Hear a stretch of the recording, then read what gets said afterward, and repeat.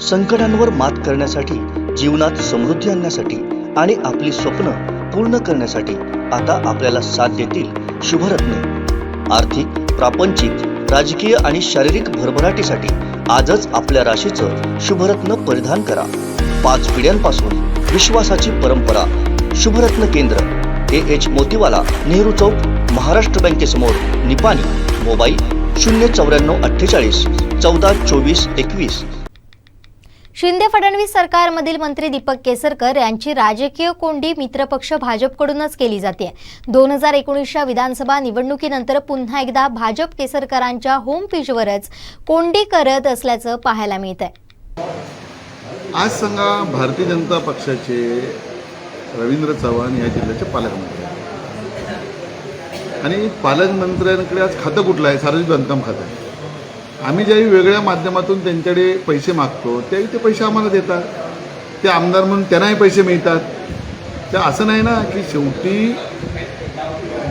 इथे युती आहे भारतीय जनता पक्षाची, शिवसेनेची। शिंदेसाहेब आमचे राज्याचे प्रमुख आहेत, उपमुख्यमंत्री आमचे देवेंद्र फडणवीस साहेब आहेत। ह्या सगळ्यांच्या माध्यमातून या ठिकाणी पैसे मिळतात। आम्ही त्यांचंच नाव आग्रह त्या ठिकाणी करत असतो। ते त्यांना झोमण्याचा काय तसा विषयच नाही ना। आम्ही काही शिक्षण खात्याच्या संदर्भातले कुठली प्रेस घेत नाही, शिक्षण खात्याच्या संदर्भातले कुठले विषय बोलत नाहीत। आम्ही कुठले विषय बोलतोय तर आम्ही स्थानिक लोकांनी आमच्याकडे जे कामं दिले त्याची भूमिपूजन करतो। त्यांना झोमण्याचं काय कारण नाही। दोन्ही राजकीय पक्षांनी आपापल्या भूमिका मांडायला काहीच हरकत नाही। मी तुम्हाला आधीच सांगितलं, निवडणुकीच्या वेळेला काय होईल ना, कोणी लढवायची तो नंतरचा विषय। पण आता तुम्ही तयारीच करायची नाही। आम्ही आमच्या पालकमंत्र्यांनी आणलेली कामं ही रवींद्र चव्हाण साहेबांनी आणलेली कामं आहेत असं राजेंद्र तेलींनी सांगायचंच नाही, असं बोलायचंच नाही। त्या असं कसं चालेल त्यातनं? राजेंद्र तेली जाऊन सांगणारच, हे पालकमंत्र्यांनी आणले, हे मोदींनी केलंय, हे जलजीवन मिशनचं काम आहे ना, हे पैसे मोदींनी आणले, हे मोफत राष्ट्रीय रेशन मिळते ना, हे मोदी देत आहेत, हे आम्ही सांगणारच आहे। उज्ज्वला गॅसचं कनेक्शन हे मोदींनी आणलेलं आहे। आज अनेक महिला मोदींना आम्ही देवेंद्रजींना धन्यवाद देतात। एसटी मध्ये 50% महिलांसाठी सवलत। आज बघाल तुम्ही सर, एसटी आज फुल दिसते सध्या आणि महिलांच्यामध्ये समाधानाचं वातावरण आहे। आम्ही ज्या काही गोष्टी करतोय ते त्या आमच्याकडे रिव्हर्स मायग्रेशन झालं पाहिजे, आमची लोकसंख्या वाढली पाहिजे, लोकांना परत या असं वाटलं पाहिजे। 100% रिझल्ट मिळवणारा आमचा जिल्हा आणि 100% रिझल्ट म्हणून मेरिटमध्ये आलेली मुलं गेली कुठे आमची?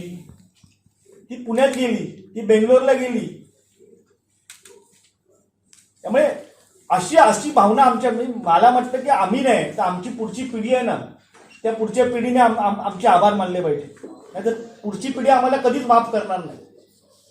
आणि त्यासाठी हे सगळं काम चालू आहे। मागच्या विधानसभा निवडणुकीत सुद्धा कणकवलीमध्ये आम्ही शिवसेनेबरोबर मैत्रीपूर्ण लढत करूनच जिंकलं, हे तुम्ही विसरून चालणार नाही।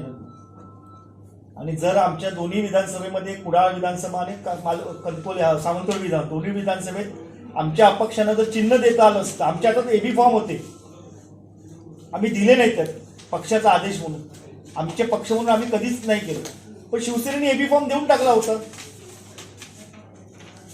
आणि त्यामुळे झाली ना मैत्रीपूर्ण लढत। तर एकसा अपवादात्मक प्रसंग कधीही होऊ शकतो, त्याची तयारी ठेवली पाहिजे। आम्ही निवडणूक लढवणार नाही म्हणून आमची यंत्रणा आम्ही सगळी ठप्प करून ठेवली, स्वतःही करणार नाही। त्यांच्या स्वागताला किती माणसं आली होती तुम्हीच साक्षीदार आहात। खाली असलेला कार्यकर्ता तर त्यांच्याबरोबर असला पाहिजे, तोही नाराज आहे। किती लोक त्यांच्याबरोबर गेले आहेत। त्यामुळे आम्ही तयारी करू नका, आम्ही म्हणूया, आम्ही जर म्हटलं की आम्ही लढवणार नाही तर कार्यकर्त्यांचा खाली कॉन्फिडन्स जाईल ना। आम्ही लढवणार म्हणूनच सांगितलं पाहिजे आणि लढवणारच आम्ही। यंत्रणा शेवटी निवडणूक मशिनरी आहे, ती निवडणूक मशिनरी सतत जिवंत ठेवावी लागते आणि ते आम्ही काम करतो। सतत 3 टर्म आमदार निवडून आलेले आहेत, लोकांनी निवडून दिलेले आहेत, मंत्री आहेत आमच्या मंत्रिमंडळामध्ये, त्यांना मी निष्क्रिय कधीच म्हणणार नाही। आमचे दिवसभरातले सर्व अपडेट्स, ताज्या घडामोडी आणि थेट लाईव्ह पाहण्यासाठी सबस्क्राईब करा, लाईक करा कोकणचं नंबर 1 महा चॅनल कोकण 7 लाईव्हचं YouTube चॅनल।